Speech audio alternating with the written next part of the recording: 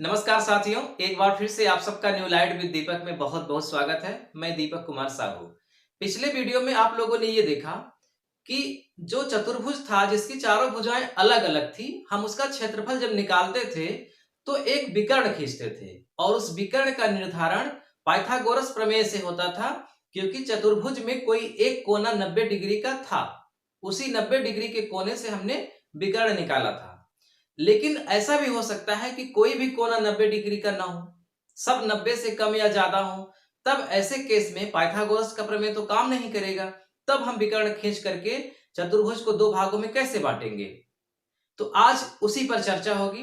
तो आप टेंशन मुक्त होकर के व्यवस्थित रूप से वीडियो को देखिए, नोट्स बनाइए। आज के बाद आप इस टॉपिक पर किसी भी तरह का खेत आएगा, आप क्षेत्रफल निकाल लेंगे 100%। ठीक है, तो चलिए शुरुआत किया जाए। तो आपके सामने एक चतुर्भुज है, इसका क्षेत्रफल निकालना है और इसमें पाइथागोरस प्रमेय नहीं लगेगा विकर्ण निकालने के लिए, क्योंकि चारों कोने इसके 90 डिग्री से कम ज्यादा है। और अगर लगेगा भी, यानी कोई 90 डिग्री का रहेगा भी, तब भी आपको इसका झमेला नहीं पालना है।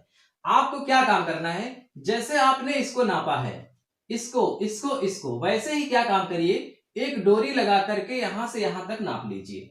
बहुत आसान है नापना, बहुत आसान है। अगर आप डोरी नहीं लगाना चाहते, इंची टेप से भी नापना चाहते हैं, तब आप यहां से 50 फुट तक आगे जाइए, जितना बड़ा इंची टेप है, और एक व्यक्ति यहां खड़ा रहे, वो देखे कि एकदम सीधा जा रहा है कि नहीं।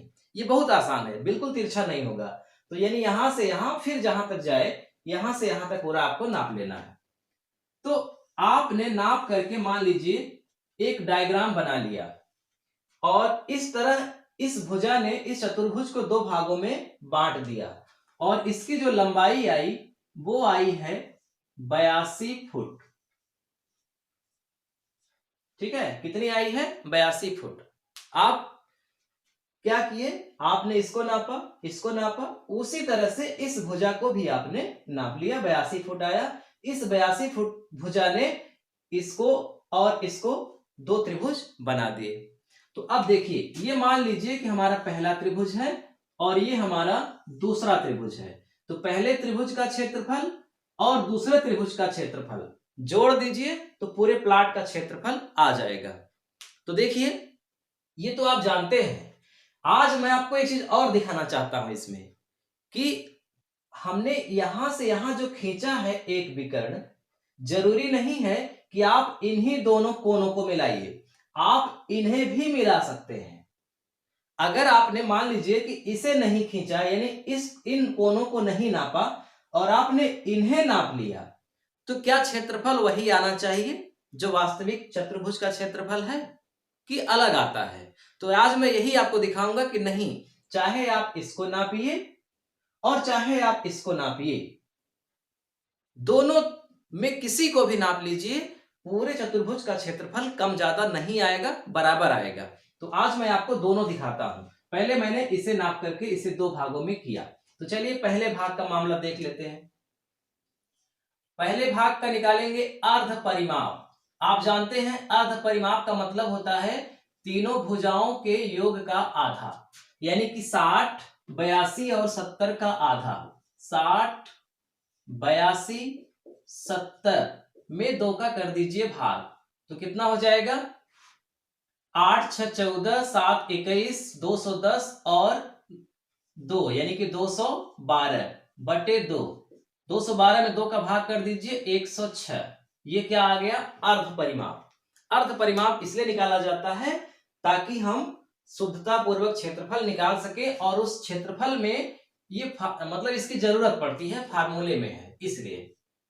अब देखिए, क्षेत्रफल, एक रूट का चिन्ह बना दीजिए। ये रूट का मतलब वर्गमूल का चिन्ह है, ताकि इसके अंदर जो भी आए लास्ट में आप उसका वर्गमूल निकालें।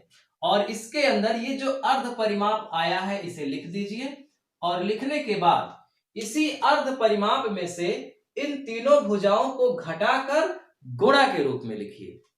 तो 106 में 60 घटा दिया, तो जब 106 में आप 60 घटा देंगे तो कितना आ जाएगा? 46। 106 में 82 घटा दीजिए, कितना आएगा? 24। और फिर 106 में 70 घटा दीजिए, कितना आएगा? 36। सही है ना? मतलब 106 में आपने 60 घटाया, 82 घटाया और 70 घटाया और गुणा के रूप में लिख दिया। उसके बाद सबका गुणा किया, सबका मतलब इन चारों का गुणा किया। जब इन चारों का गुणा किया तो आया 4, 21, 28, 64। 4, 21, 28, 64। इकाई, दहाई, सैकड़ा, हजार, 10,000, लाख, 10 लाख, 42,12,864। और ये वर्गमूल का चिन्ह बताता है कि इसका वर्गमूल निकालिए। जब आप वर्गमूल निकालेंगे तो आएगा 2052.52। 2052.52। ये क्या आया? वर्ग फुट। किसका क्षेत्रफल आया? पहले त्रिभुज का क्षेत्रफल, पहले भाग का क्षेत्रफल। इसी तरह से दूसरे वाले का कर लीजिए। तो जब दूसरे वाले का करेंगे तो यहां भी अर्ध परिमाप ही निकालेंगे, अर्ध परिमाप। और अर्ध परिमाप निकालने का फार्मूला वही है, तीनों भुजाओं के योग का आधा, 82, 55, 50। 82, 55, 50 बटे 2 जोड़ करके आधा कर दीजिए 82, 55, 50 का। तो क्या आएगा? 187 बटे 2। यानी कि इनको सबको जोड़ेंगे तो 187 आएगा। 2 का भाग कर देंगे, 2 9 18, 2 3 6, 2 5 10, 93.5। ठीक है। उसके बाद आपको क्या करना है? क्षेत्रफल निकालना है। क्षेत्रफल का फार्मूला ये 93.5 गुणित 93.5, यानी कि अर्ध परिमाप में इनको बारी बारी से घटा दो, तीनों को। जब आप घटाएंगे तो आएगा, तीनों को घटाने के बाद 11.5, 38.5, 43.5। मतलब 93.5 में इनमें से सभी को बारी बारी से घटा करके लिख दिया गया। जरूरी नहीं है कि क्रम से हो, क्योंकि गुणा में आगे पीछे भी होता है तो कोई दिक्कत नहीं, गुणा में गुणा करने पर वही आता है। अब इनका गुणा करिए सबका, यानी जो यहां पे आया हुआ है तो आएगा 18,774। 18,774.94 और फिर इसका वर्गमूल निकाल दीजिए। जब वर्गमूल निकालेंगे तो आएगा 1341.92। ये क्या आ गया? वर्ग फुट। किसका क्षेत्रफल? दूसरे वाले का। इसका मतलब कि पूरे चतुर्भुज का क्षेत्रफल कितना आया, यानी कि पूरे प्लाट का क्षेत्रफल कितना आया? दोनों को जोड़ दो। दोनों को जोड़ने का मतलब यहां पर जो आया है 2052.52 धन, यहां पर आया है 1341.92। दोनों को ऐड कर दीजिए, 2 2 4, 9 5 14, हासिल लगा 1, 2 1 3 1 4, 5 4 9, 3 2 1 3, 3,394.44 वर्ग फुट। तो मैंने जब विकर्ण लिया 82, यानी कि इस कोने से इस कोने को मिलाया, 82 फुट आया। और इस 82 फुट भुजा ने दो भागों में त्रिभुज को बांट दिया, चतुर्भुज को। तो पहले त्रिभुज का क्षेत्रफल इतना, दूसरे त्रिभुज का क्षेत्रफल इतना, दोनों को जोड़ दिया, 3,394.44 वर्ग फुट आया। अब आपको पता हो गया कितना क्षेत्रफल है। अब आप ये चेक करना चाहते हैं कि मान लीजिए कि हमने ये वाली भुजा न खींच करके, अगर हमने ये वाली भुजा खींची होती तो क्या तब भी इतना क्षेत्रफल आता? तो यही चेक कर लीजिए। अगर इतना आ गया तो समझ जाओ कि एकदम सही है, चाहे हम जो विकर्ण खींचते। ठीक, तो अब देखिए, हमने अभी इसको खींच करके निकाला था, अब हम इसको नहीं बल्कि इसको खींच कर निकालेंगे, यानी कि दूसरा विकर्ण।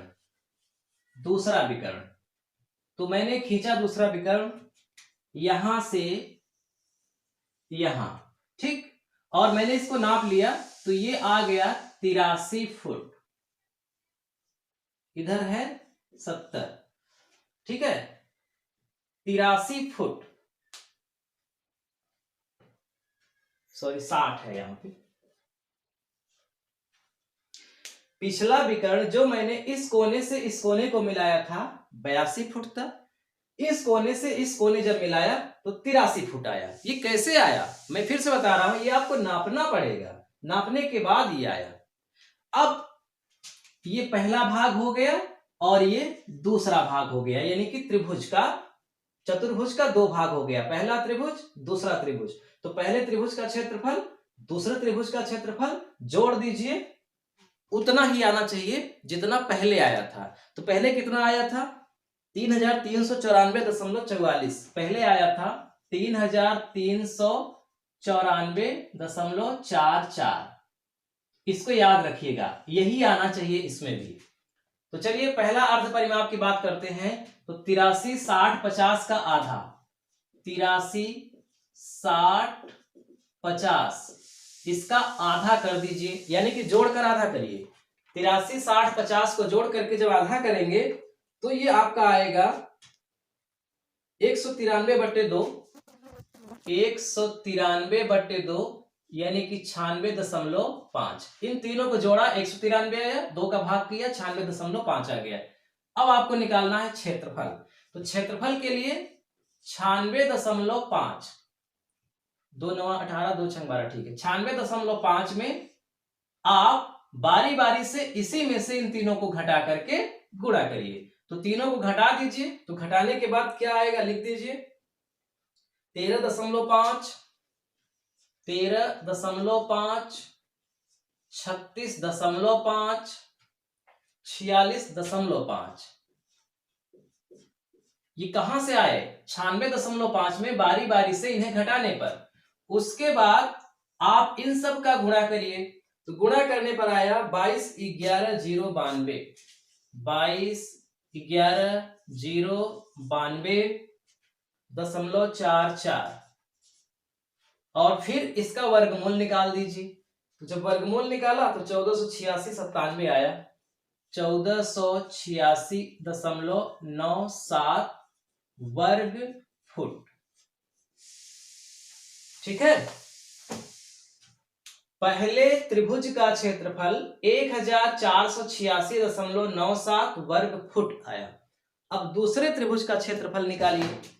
तो दूसरे का निकालने के लिए फिर से अर्ध परिमाप, यानी कि 83 55 70, 83 55 70/2 क्या आएगा जोड़ दीजिए, 8 5 13, 130 और 70 200, 205 208, 208 ही होगा ना, देख लीजिए फिर से जोड़ करके। हाँ 208/2, 208 में 2 का भाग हुआ 104, यानी कि अर्ध परिमाप आया 104। अब 104 लिख करके बारी बारी से सबको घटा दो, 83 को घटाओ, 55 को घटाओ, 70 को घटाओ और गुणा के रूप में लिख दो। तो जब हमने ऐसा किया तो आया 21 49 34, 21 49 34 और फिर सबका गुणा कर दीजिए। गुणा करने पर आया 36 38 544, 36 38 544 और फिर इसका वर्गमूल निकाल दीजिए। तो आएगा 1907.49, 1907.49 वर्ग फुट। अब देखिए मैंने पहले से ही करके रखा है, इनका गुणनफल क्या आएगा। अगर मैं यहां गुणा करने लगूंगा तो बहुत समय लग जाएगा। आप लोग समझ रहे हैं कि इसका आपको गुणा करना है कैलकुलेटर से, तो यही आएगा, आप चेक कर लीजिएगा। उसके बाद इसका वर्गमूल निकालेंगे तो कैलकुलेटर से वर्गमूल निकाल दीजिएगा, ये आएगा। अब क्या करेंगे, पूरे प्लाट का क्षेत्रफल, पूरे प्लाट का क्षेत्रफल में जोड़ दो। पहला वाला कितना आया है 1486.97 धन, दूसरा वाला है 1907.49 जोड़िए, 9 7 16, 9 4 13 1 14, 7 6 13 1 14, 8 1 9, 9 4 13, 1 1 2 1 3, क्या आया वर्ग फुट। अब आप मुझे बताइए जब आपने ये विकर्ण खींच करके दो भागों में करके किया था तो आया था 3394.44 वर्ग फुट। और जब आपने ये वाला विकर्ण खींचा तब भी तो आ रहा है ना 3394.4। यहां पूरा बराबर है, यहां भी पूरा बराबर है, दशमलव के बाद 4 है, दशमलव के बाद 4 है, यहां दूसरा अंक 4 है, यहां दूसरा अंक 6 है। तो दशमलव के बाद अगर कोई फर्क पड़ता है तो उसे फर्क माना ही नहीं जाता, समझ जाइए आप। दशमलव के पहले फर्क नहीं पड़ना चाहिए। अगर दशमलव के पहले भी एकाध अंक में फर्क है, जैसे इकाई का अंक यहाँ 4 है और इकाई का अंक यहाँ 5 आया होता, तो मैं आपको बता रहा हूं तब भी फर्क नहीं माना जाता। फिर भी यहां तो दशमलव के पहले एकदम करेक्ट आ रहा है। इसका मतलब ये दोनों फार्मूले, मतलब चाहे आप इसको खींचिए चाहे इसको खींचिए, प्लाट का क्षेत्रफल 100% सही आएगा। समझ में आ रही है बात? मतलब आप दिमाग में ये मत रखिएगा कि हमें कौन सा नापना है, छोटा वाला विकर्ण नापना है कि बड़ा वाला, जो आपकी सुविधा, चाहे बड़ा वाला नाप लो चाहे छोटा वाला नाप लो। तो मैं आपको यही आज समझाना चाह रहा था कि इरेगुलर चतुर्भुज यानी कि जिन चतुर्भुज की चारों भुजाएं अलग अलग हों और पाइथागोरस प्रमेय न लगे विकर्ण निकालने के लिए। कब नहीं लगेगा? जब 90 डिग्री का कोण नहीं रहेगा। तो कोई भी नहीं है तो आप विकर्ण को नाप लीजिए और ऐसे कर लीजिए। और अगर आप 90 डिग्री का है भी ना तब भी आप नाप लीजिए, पाइथागोरस के चक्कर में पड़िए ही मत, आप नाप लीजिए कितना समय लगेगा और नापने में एकदम शुद्धता आ जाएगी। और फिर आपको टेंशन भी नहीं रहेगा कि पता नहीं 90 डिग्री का था कि नहीं था, हमने कॉपी में किया है, पता नहीं सही आया है कि नहीं। तो उससे अच्छा ये है कि आप नाप लीजिए। तो ठीक है, आज बस इतना ही। वीडियो कैसा लगा? अच्छा लगा हो तो लाइक करिए, कमेंट करिए, और आप क्या पढ़ना चाहते हैं, आप क्या सीखना चाहते हैं, इसके बारे में भी आप अपनी राय दीजिए हमको। और पहली बार देख रहे हैं तो चैनल को सब्सक्राइब कर लीजिए और घंटी को भी चालू कर लीजिए, ताकि जैसे ही कोई नया वीडियो हम डालें, वैसे रोज ही डालते हैं, प्रतिदिन डालते हैं। अगर आप चैनल को सब्सक्राइब नहीं भी किए रहेंगे तब भी अगर देखते हैं तो आपके पास नोटिफिकेशन जाएगा, और सब्सक्राइब किए रहेंगे तब नो टेंशन 100% जाएगा ही, आप देख सकते हैं। अपने दोस्तों के पास भी लिंक को शेयर कर दीजिए ताकि उनको भी जानकारी हो जाए। और कोशिश करता हूं कि सबसे सरल ढंग से आपको समझाऊं। इससे सरल तरीका मेरे पास तो नहीं है, हो सकता है किसी और के पास हो, लेकिन मेरे पास नहीं है। मैं पूरी कोशिश करता हूं कि सबसे सरल तरीका ढूंढूं। ये जो सवाल है जो मैंने आपको अभी दिखाया लगा के, इसे लगाने में 2 मिनट लगेगा इसे हल करने में, लेकिन समझाने में कितना समय लगा, इसीलिए इतना समझाता हूं ताकि आपके समझ में आए। फिर भी अगर कोई दिक्कत है, अगर आपको ऐसा लगता है कि मैं बहुत जल्दी जल्दी बोलता हूं या बहुत स्लो बोलता हूं या कुछ बातें बीच बीच में छोड़ देता हूं, तो वो निसंकोच आप कमेंट बॉक्स में जरूर लिखिएगा। ठीक है, मिलते हैं अगली वीडियो में। नमस्कार।